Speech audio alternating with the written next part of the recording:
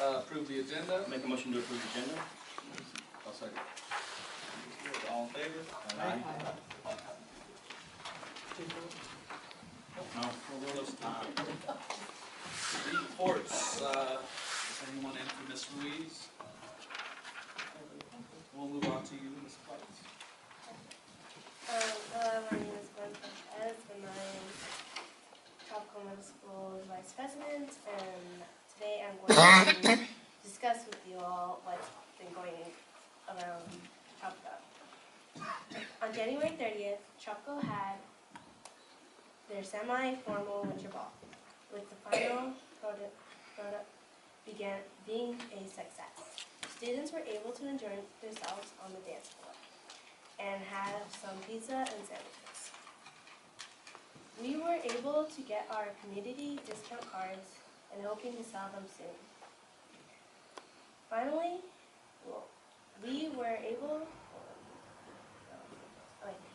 our floor basketball team, JV girls, JV boys, varsity girls, and varsity boys. They are playing their last game of their season. Today, all of our teams had an amazing season, many wins, and are excited to play next season again. That includes it all for today. Thank you very much. Thank you.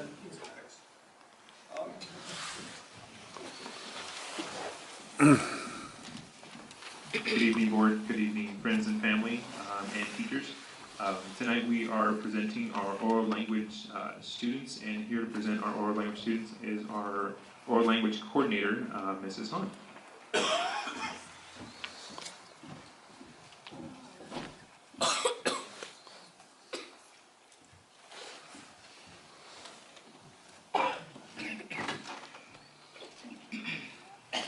Hopefully my voice will last. I'd like to thank Sandy Kirk this year for coming to our district competition as the timer. And I would also like to thank Mrs. Valenzuela and Mrs. McNutt for assisting me.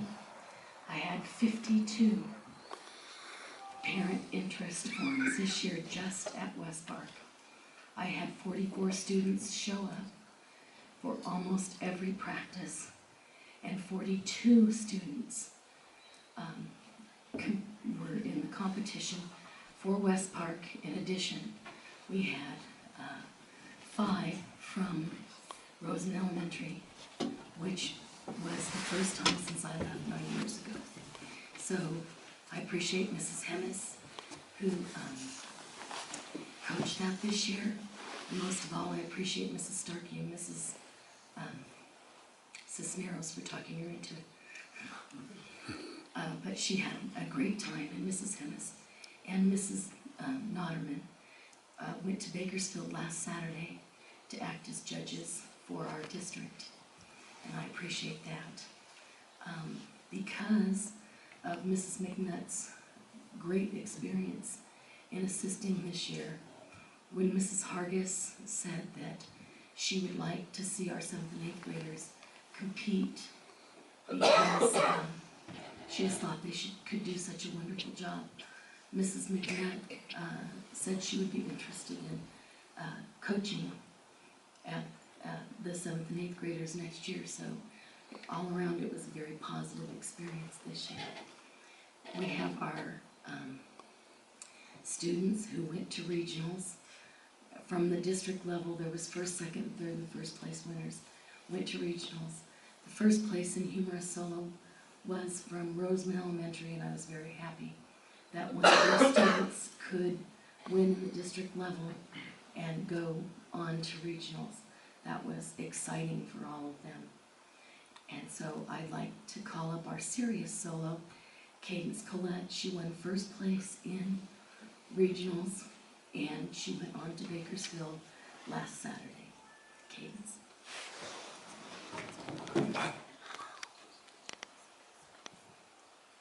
Bald is Beautiful by Ted Corrett. Did you ever think about how important hair is? It's the first thing mentioned when anyone describes another person. She's blonde, they'll say, or he's a redhead. Shampoo ads make it seem like a person's hair is the only thing important about them. As long as your hair is shiny, bouncy, and free of dandruff, you have no problems. With so much emphasis on hair, it's a small wonder that I came unglued when I found out I was going to lose mine. I didn't cry when I had the CAT scan. I didn't cry when the doctor told me about the brain tumor.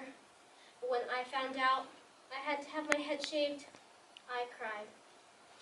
My mom said my hair would grow back, and my dad said I could buy a wig. And my little brother, Sid, said think of how much time I would save in the bathroom every morning.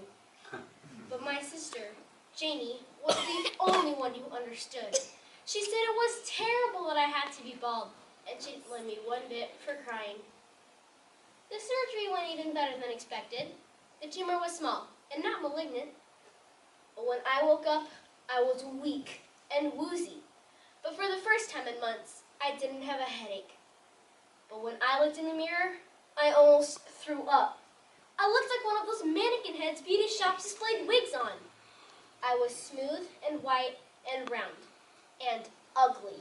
I never saw anything so ugly as me with no hair. At my second checkup, the doctor removed the stitches and said that I could go back to school half days. I was scheduled to start next Monday afternoon. I didn't want to go back. I looked like a freak. How could I go back to school looking like a freak? Even if I wore a wig, everyone would know it was a wig and stare at me. What if the wig fell off? What if some creepy boy pulled it off? I said that I would rather dance barefoot in a barrel of thistles than go back to school without any hair on my head. I told my parents that if I had to go back to school bald, I would run away, sleep in a cave, and eat wild berries. They said I couldn't just sit around feeling sorry for myself and do nothing but wait for my hair to grow out.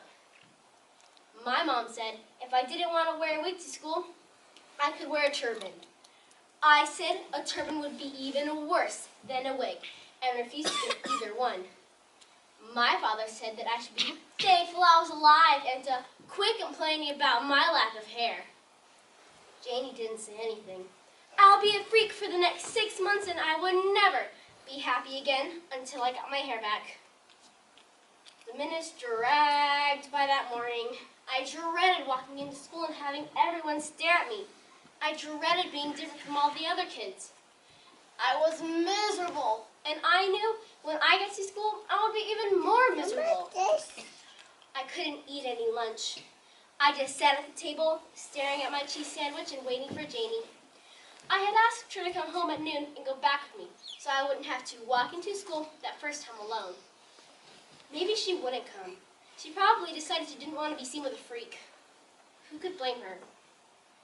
I tried not to cry. It was bad enough to be bald. I didn't want my eyes to be all red and swollen too. I heard the front door open. Behind me, I heard Janie say, "Are you ready to go?" I swallowed hard, trying to get up my courage. And then I turned and saw her. Janie had skipped class that morning. Instead of going to school, she went downtown and got her head shaved. She was smooth and white and round, just like me. I sat still as a stone while the full impact of what she had done sank in. One bald girl might be a freak, she told me. 2 bald girls could start a new fashion. Although the words were joking, her lip quivered as she spoke. When we got to school, everyone stared, just like I knew they would. But I wasn't miserable. I wasn't miserable at all. I was happy. As I marched down the hall with my head held high and my beautiful sister beside me, I knew that some things were way more important than hair.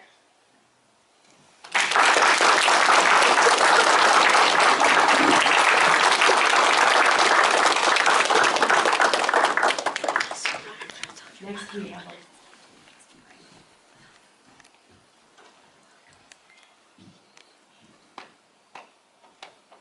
Love You Forever by Robert Munch.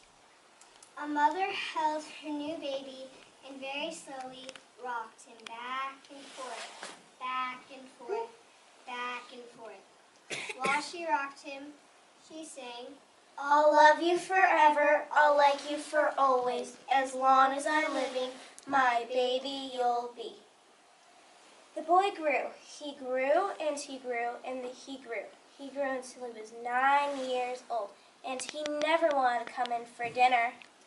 And when his grandmother visited, he always said bad words. Sometimes the mother wanted to sell him to the zoo.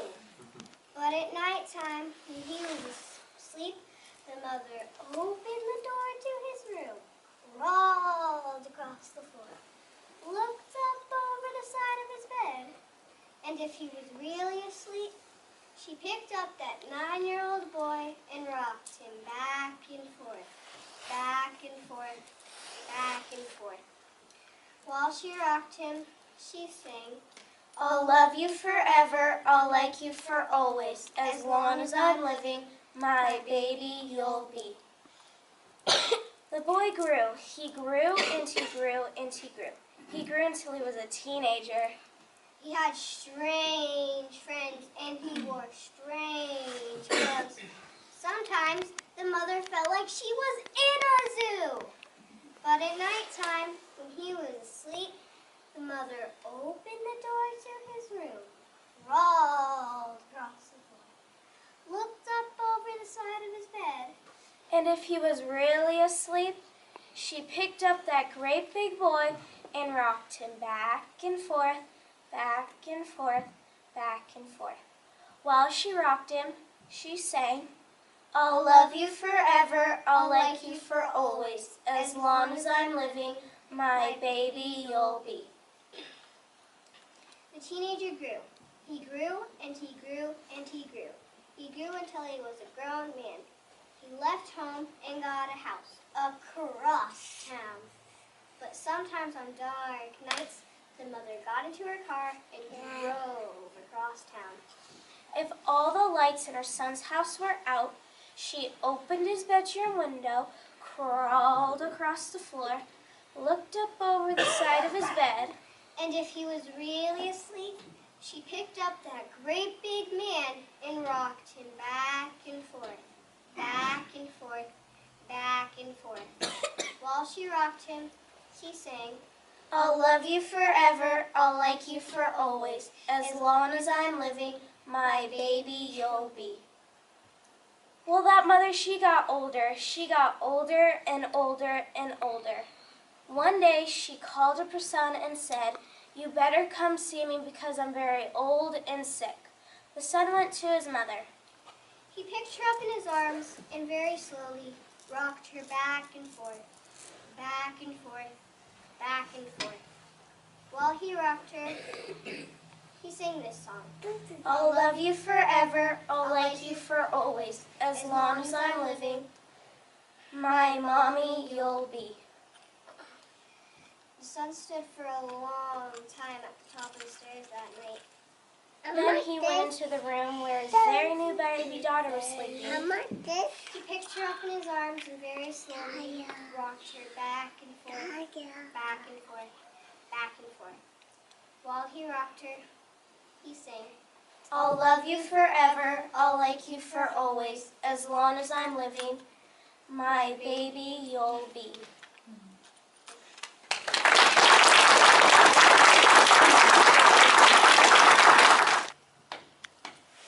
Dog breath. The horrible trouble with halitosis by Dave Pilkey. There once was a dog named Hallie who lived with the Tosis family. Halitosis was a very good dog, but she had a big problem. Halitosis had horrible breath. Whenever Halitosis opened her mouth, horrible things happened. When the children took Halitosis for a walk, everyone else walked on the other side of the street. Even skunks avoided Halitosis. But the real trouble started one day when Gramatosis stopped by for a cup of tea. And Hallie jumped up to say hello. Mr. and Mrs. Tosis were not amused. Something must be done about this smelly dog, they said. The next day, Mr. and Mrs. Tosis decided to find a new home for Hallie. The children knew the only way they could save their dog was to get rid of her bad breath. So they took Halitosis to the top of a mountain that had a breathtaking view. They hoped that the breathtaking view would take Hallie's breath away. But it didn't. Next, the children took Halitosis to a very exciting movie. They hoped that all the excitement would leave Hallie breathless. But it didn't. Finally, the children took Halitosis to a carnival. They hoped that Hallie would lose her breath on the speedy roller coasters. But that idea stunk too. The plans to change Hallie's bad breath had failed. Now only a miracle could save Halitosis. Sadly, the three friends said goodnight, unaware that a miracle was just on the horizon. Later that night, when everyone was sound asleep, two sneaky burglars crept into the Tosis house.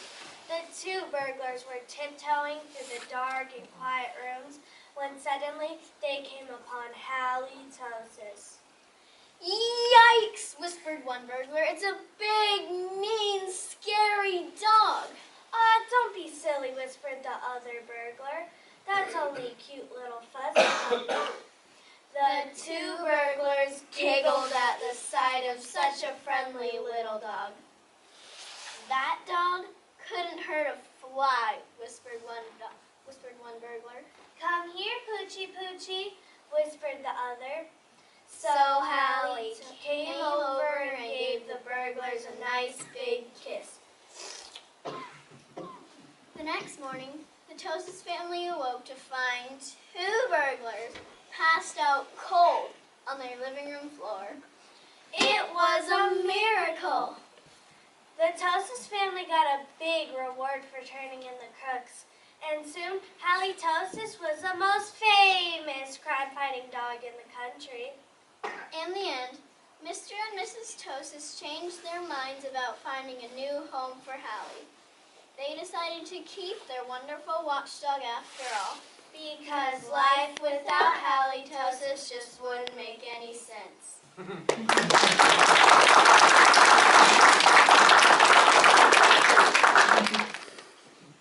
Okay, you'll have to bear with them. They're going to do it for you, one member short.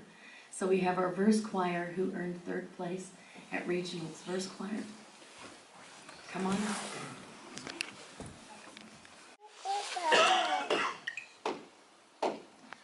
Goldilocks and the Three Bears by Nancy Bellin. This famous, wicked little tale should never have been put on sale. Why loving parents cannot see that this is actually a book about a brazen little crook. Had I the chance, I wouldn't fail to clap this young Goldilocks in jail. Now just imagine, how would you feel if you had cooked this lovely meal, delicious porridge steaming hot? Then Dad cried, golly gosh, gee whiz, oh Christ, how hot this porridge is. Let's take a walk along the street until it's good enough to eat. Yes, an early morning stroll is good for people on the whole. It makes your appetite improve. It also helps your bowels to move. No proper wife would dare to question such a sensible suggestion. Above all, not at breakfast time, when men are seldom in their prime. No sooner are you down the road than Goldilocks, that little toad. That nosy, thieving little louse comes sneaking in your empty house. She looks around, she quickly knows 3 boys brim for porridge.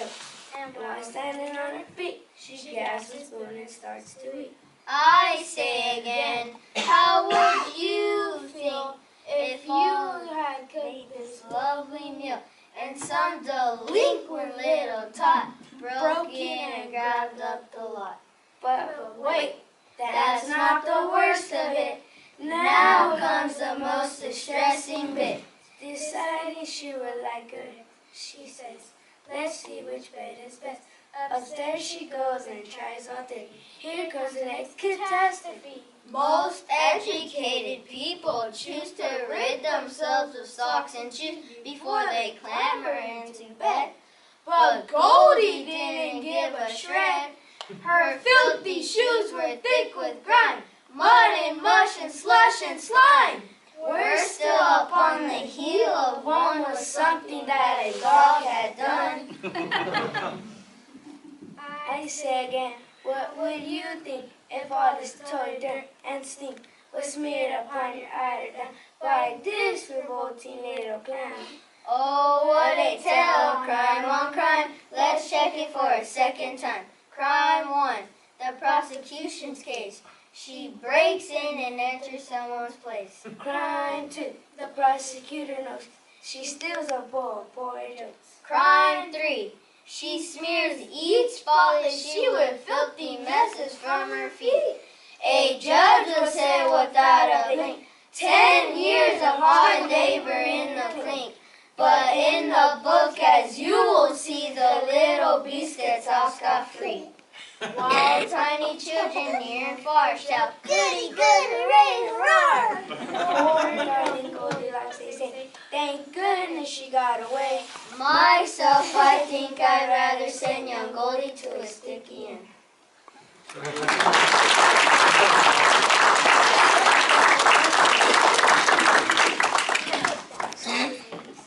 Well, I'm John Warple, the RTA Secretary. Jim apologizes for missing tonight's meeting. He's staying at home due to an illness.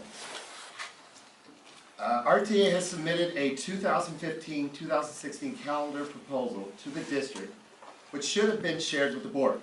The district has sent a proposed calendar to the site principals, and it is given to some of the site leadership teams. I began getting immediate feedback from the teachers. There was some support for changes being proposed by the district, but a vast majority of the emails I received raised several concerns with the impact of the changes on the educational program for the students and the instructional strategies for the teachers. I have asked the district to schedule an appointment with the board's calendar subcommittee, district administration, and a few representatives from RTA's executive board. I hope that we can meet to work collaboratively on a calendar that makes sense for students, staff, and parents. I will look forward to hearing back from the district on a meeting with the board subcommittee. Thanks, Jim Cronin. That's it. The start date will be February 23rd. We had a pre-construction meeting today, and that's the date we came up with. To start, we will be notifying homeowners as well as all the parents for West Park of the general timeline of the construction and the things that we're going to do to make sure that it's done safely, and also make sure that there is very little, as little as possible dust, and as well as any noise that obviously we will be making with large trucks and tractors. We expect it to be a 120-day project, and everything seems to be going well, so we're all ready to get started. That's it. Right. Any comments from the public? Yeah, I missed the start date. February 23rd. Thank you. Communications, Superintendent. Mr. West. I want to say the kids did just a wonderful job. To be able to get up and speak in front of people is stuff that I don't do well. So I applaud you for being able to do that. It's been a long time waiting, but we're finally going to get West Park all the grass put in over there, and we're going to have a clean, awesome, finally happening.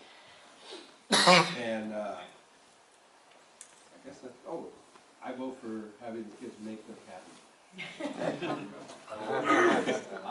Because it's just, yeah, it's have pride in what they accomplished and they can accomplish something more.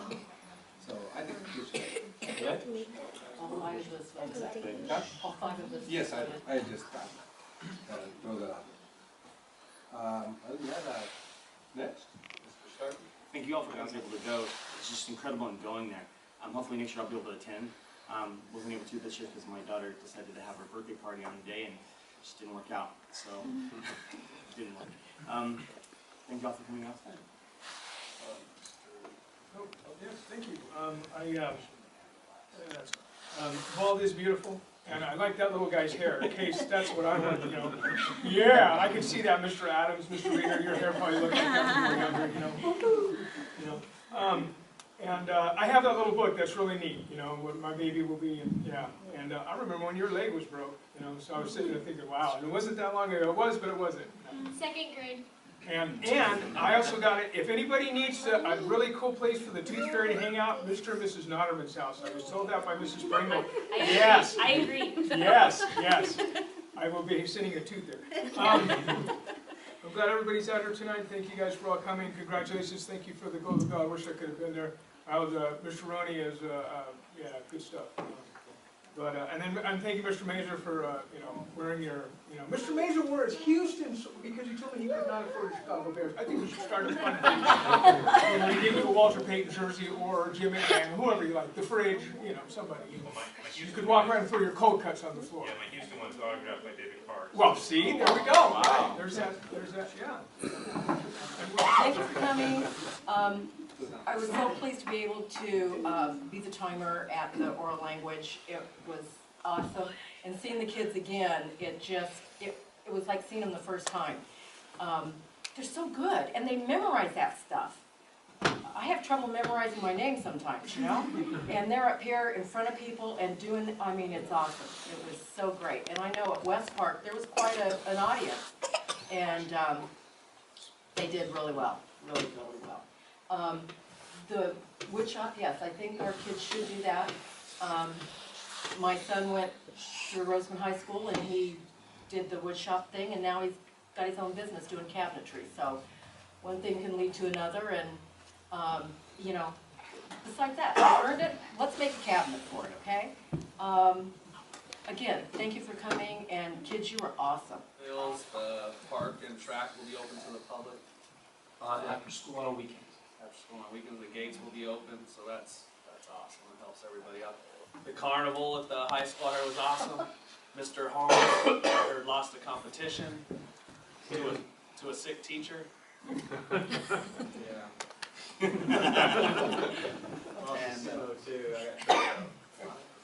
And Miss Sally, I love your hair. It's wonderful. And that's all I have. Thank you everybody for coming. Well, Mr. Otis, good news this year for our soccer teams. Yes, sir. Great news. We had in our playoffs with the other areas, we had 3 of our 5 teams that went to playoffs. 3 of our teams medaled. U10, U12, and U14 girls all took 4th place ribbons. First time that's ever been done in our 22 years as a region. So we were very pleased. Sure, and so many kids then first time achieved. Right, we've been a region for 22 years, and we've averaged over 300 kids, and we've really built our program, and we're very proud of all our volunteers, our coaches, our board, and our players are amazing. Yeah. And with the growth of our soccer in our junior high now, and at the high school, it's just amazing. It's a win-win situation for everyone. Sure, sure. Well, congratulations, and be sure to congratulate all the parents and kids. I will. Thank you so much. Oh, you bet.